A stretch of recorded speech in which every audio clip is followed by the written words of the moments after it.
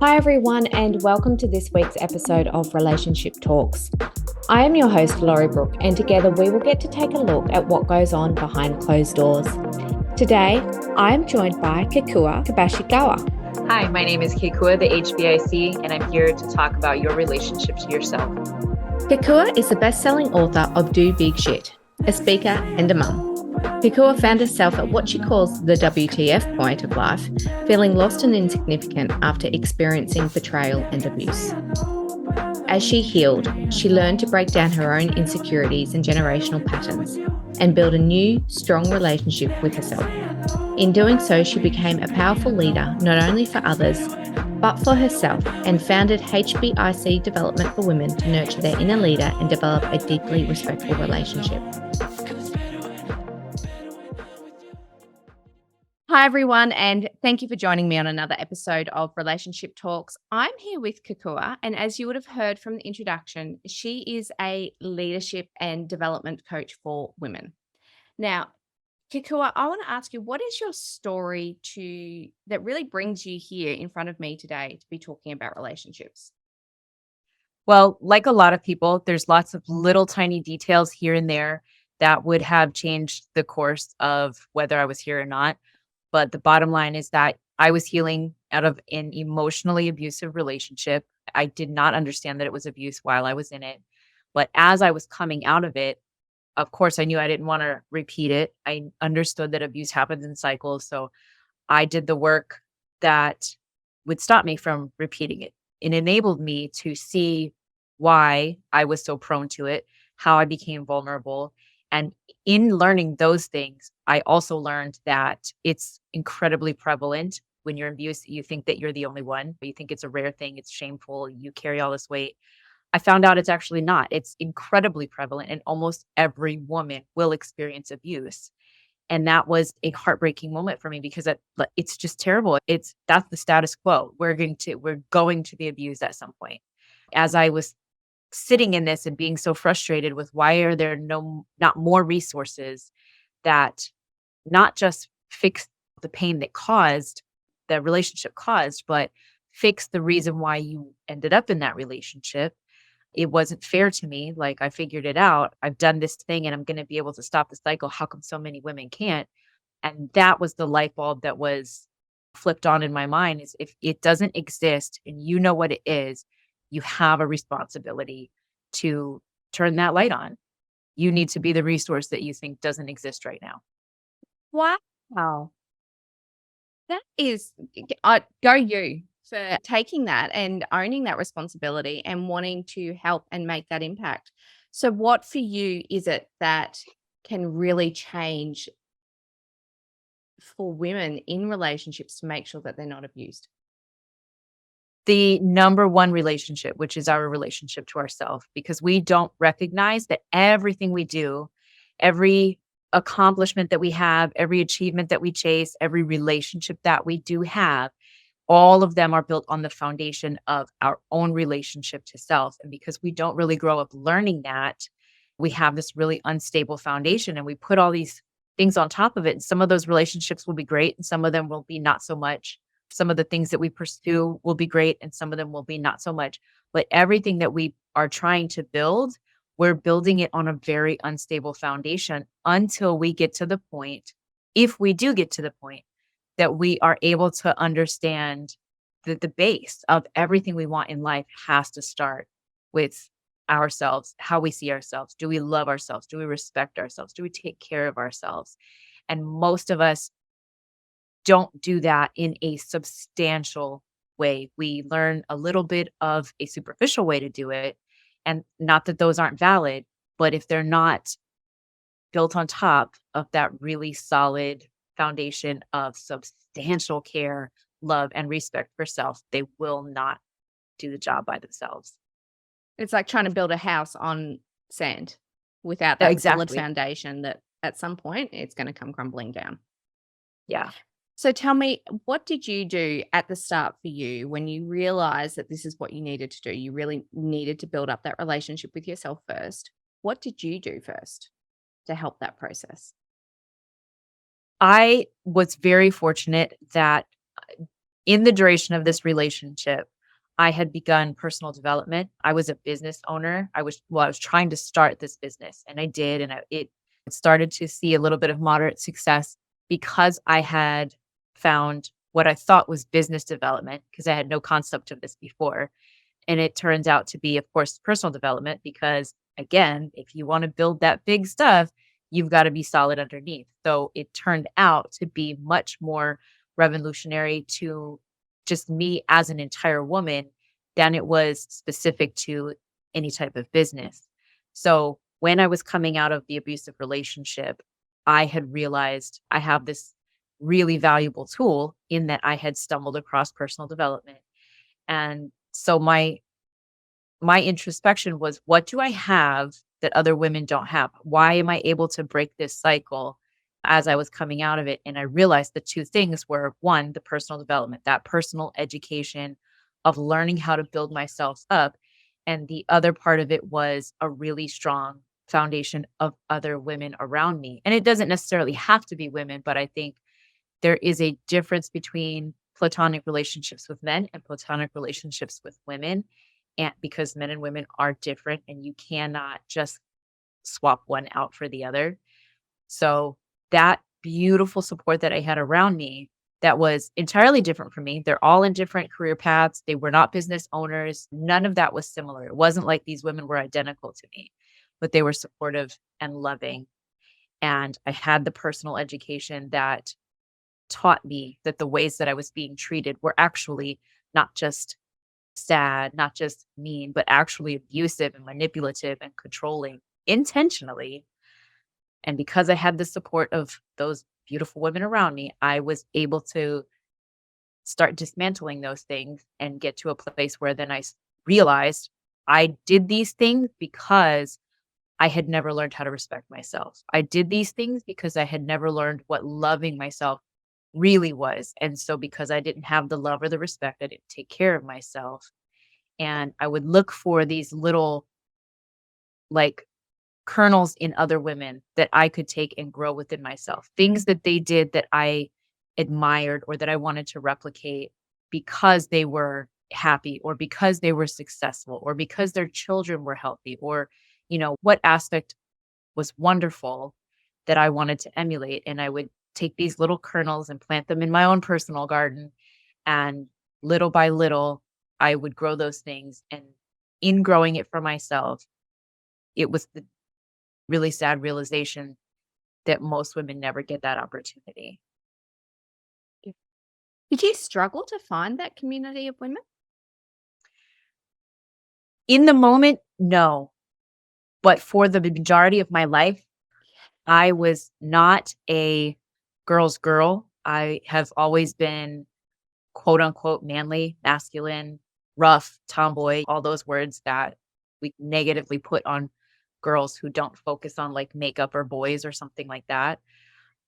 I had also, like most women, I had come up under the conditioning that women are not to be trusted. Women are catty. Women will betray you. They'll backstab. All of those stereotypes. Unconsciously, I had some of that within me.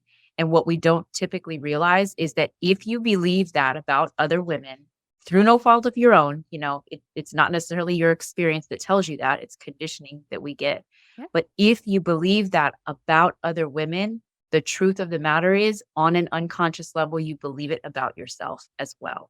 So not only do you look negatively on other women, you also look negatively on yourself. And that erodes your ability to show up in any kind of valuable friendship with another woman because you don't trust her and you don't trust yourself. It is really amazing, isn't it, that this is the messaging that we're giving our daughters and the young girls of society, that they're going to grow up and they're going to continue believing this, which is why I think it's really important that we're having these conversations about relationships and about how we can love ourselves better, because it impacts so many other relationships and how we show up in those relationships. Oh, absolutely. Yes. What I want to point out that picture behind you, and I know I mentioned it at the start. I absolutely love it. For me, that the picture and I suppose that strength and confidence and empowerment that just depicts is perfect for the message that you're sending. How long did it take you to get to that point? First of all, thank you. I Yeah. appreciate that recognition. That particular picture I took, I think, in the winter of 2020. So my background prior to this, and which is how I found personal development, is that I was in the fitness industry. And at that point, that's 10, 11 years in, and about 7 years of heavy lifting. So if anyone is able to see this, if this is on YouTube or anything, that doesn't come from the group exercise room. I teach group exercise classes. They're fun. They will do a ton of things for you. They will not put that amount of muscle on your body, though. It is getting out on the floor, and it's also eating substantially. Lifting will not do that on its own. I have to eat and lift in the right ways to make my muscle that big. Women tend to be so afraid of that. You will not trip and fall and become a massive woman. It doesn't happen that way. It takes years and years. Like, putting that aside, though, for me, it's the story that the picture tells. And the way that I think to the left of that picture on my screen, at least, you've got the words respect, confidence, empowerment. And those words really go with that picture. And I think it's really important for us to get to the point where we can respect ourselves and love ourselves enough to go, yes, this is me. Yeah, it's definitely a lot of the times when women comment on that picture, at first, yes, they're like, "Oh, wow, the muscles, yay, it's so great." But what they're more impacted by is that I celebrate those muscles because it's not quote unquote feminine, right? To be strong. It's not pretty, it's not girly, it's not womanly. And yet, that's my shit right there. I am womanly, I am feminine in all of the ways that I want to be. So when women communicate with me how they feel about it, it's very often, it's not envy of the body, it's envy of the fact that I love that body. It's envy of the fact that I stand inside of a body that is not in the gender norms, the societally based beauty standards.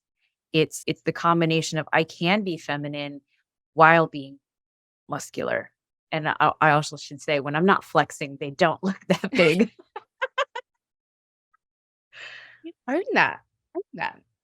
So tell me, in terms of the work that you do with women, what does that entail? How do you get them from the broken down, I don't want to say pieces, but that broken down self where they've got very little self-love. They don't know how to put themselves back together to become that picture of strength to that end result. I like to focus not on the pieces themselves, but because we think about it as I'll fix these little pieces. I'll fix this part that got hurt. I'll put the Band-Aid here and there and it'll be okay. And that's not true. That's the way things have been done for so long, but that's why it's still being done.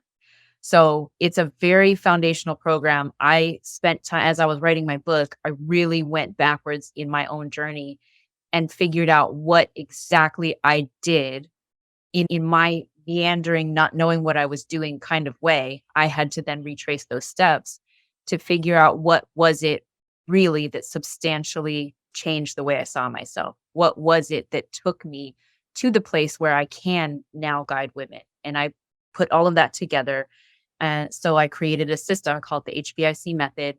And it is very foundational. It's really going to the base of let's figure out who you are, because most of us don't. We get to this, I call it the WTF point in life, where you realize I've repeated this cycle, or you realize that you're just not happy, or for whatever cause, you wake up to where you're at and you are not in love with it, which we all want. We want to be happy in our lives. And if we're not, let's fix it. It's very foundational. What exactly makes you who you are? Not as a mom, not as a wife, not as a friend, but just you, which most of us don't know. And so this foundation involves things like, what are your values? What's really important to you? What do you want to show up as? Who do you want to show up as? What do you want to be remembered about you? And then what do you love? What are your passions? What were your passions? More often than not, we go backwards into childhood because women have lost the freedom and the time to actually have their own passions and they don't know what they are in adulthood. So we go back a little bit. Like what did you love then when you had time? What would bring you joy if you had the time to do it daily or weekly now? And what do you want your life to be? What are your dreams? Because these are all things that we don't think about on a daily basis because we are conditioned not to think about ourselves. We think about everyone else. We anticipate for everyone else. And that's wonderful. And it's beautiful when it's given choicefully. But when it's more of a unrecognized obligation, we can't really call it love. And if it's given at our own detriment, then it's taking love away from us. So it's time to recognize what matters to you, who you are, who you want to be, where do you want to go, and pursue some of that. Learn how to fill up your own cup so that instead of pouring yourself out all the time, you have an abundance, you have an overflow. And that's the most valuable thing that you can give to somebody. It's not your emptiness, but your abundance that enriches somebody else's life.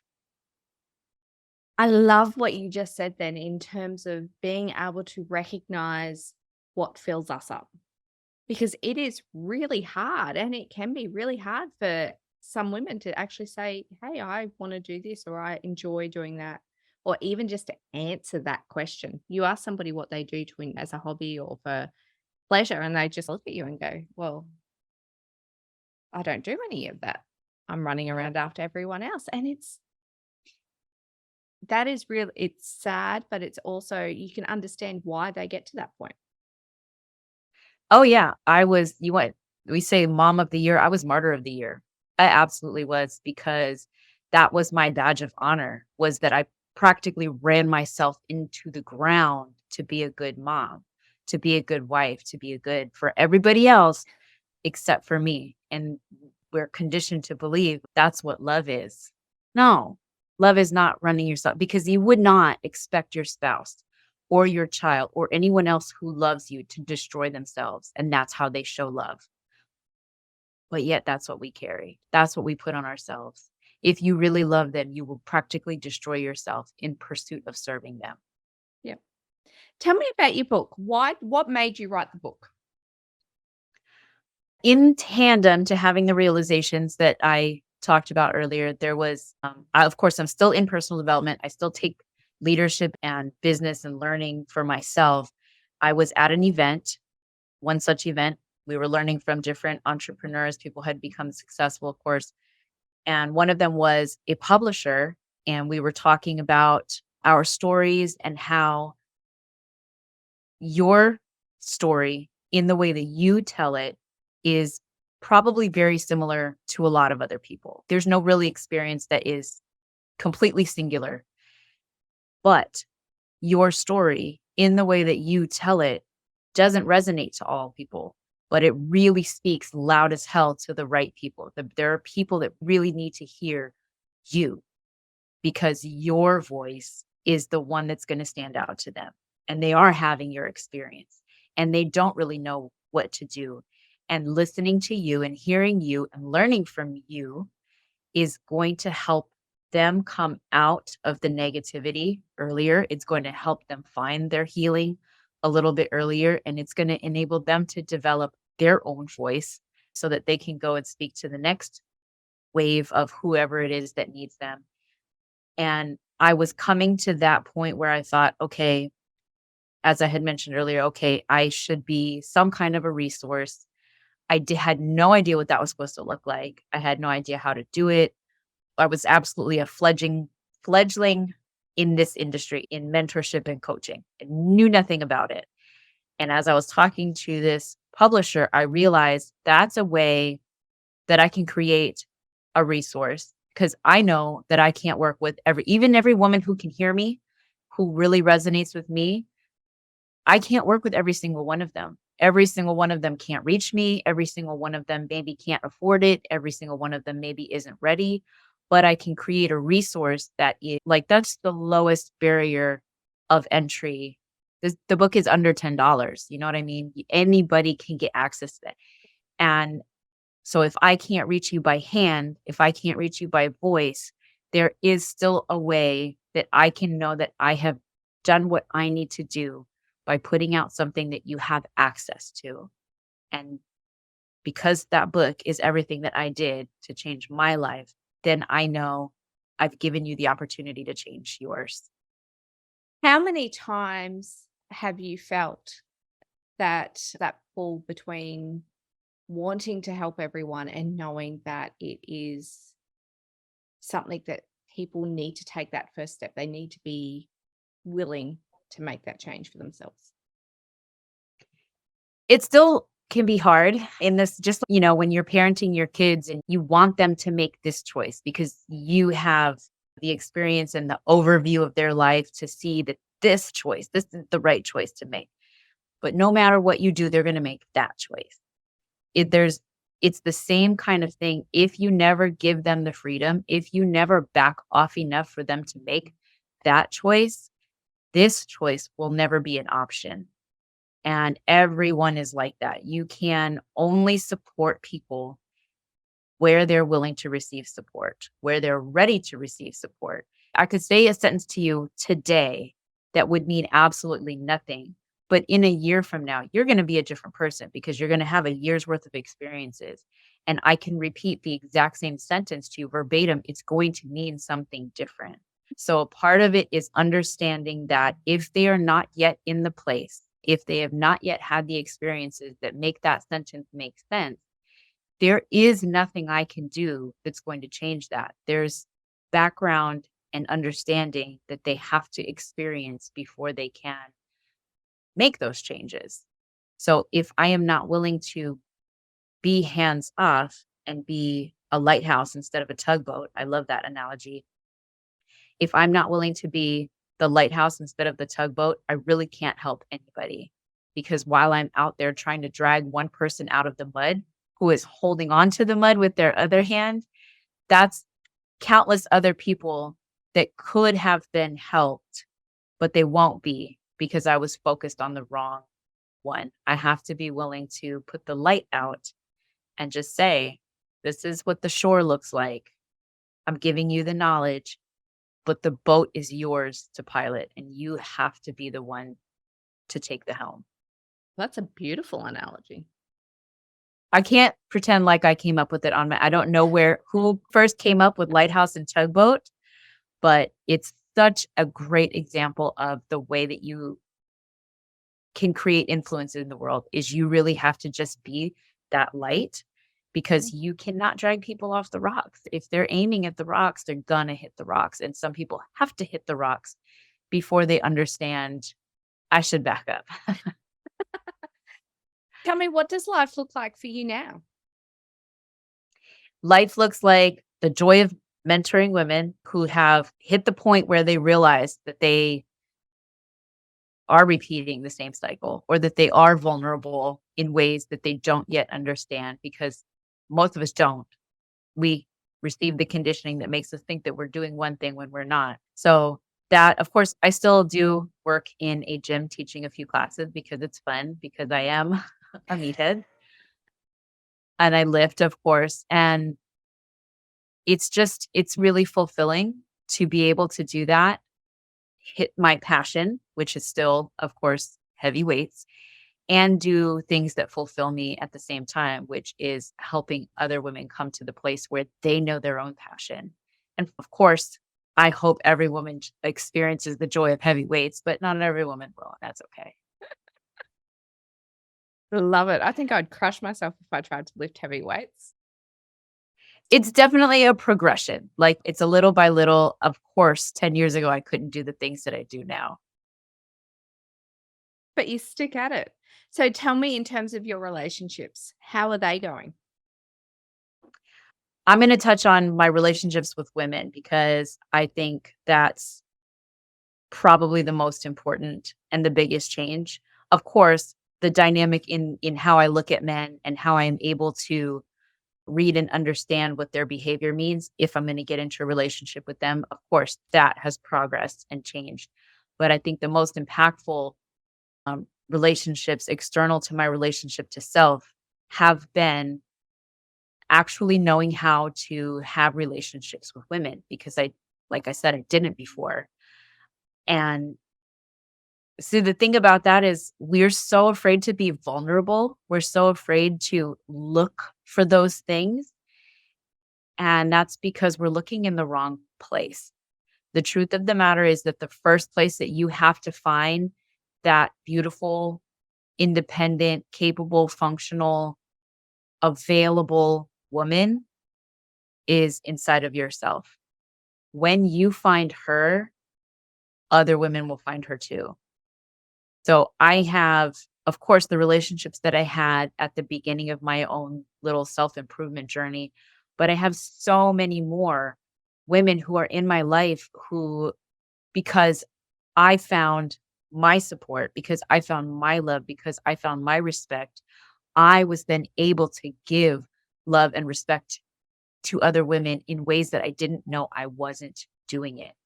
And because I was able to show up in those authentic, just generous ways, women felt me differently.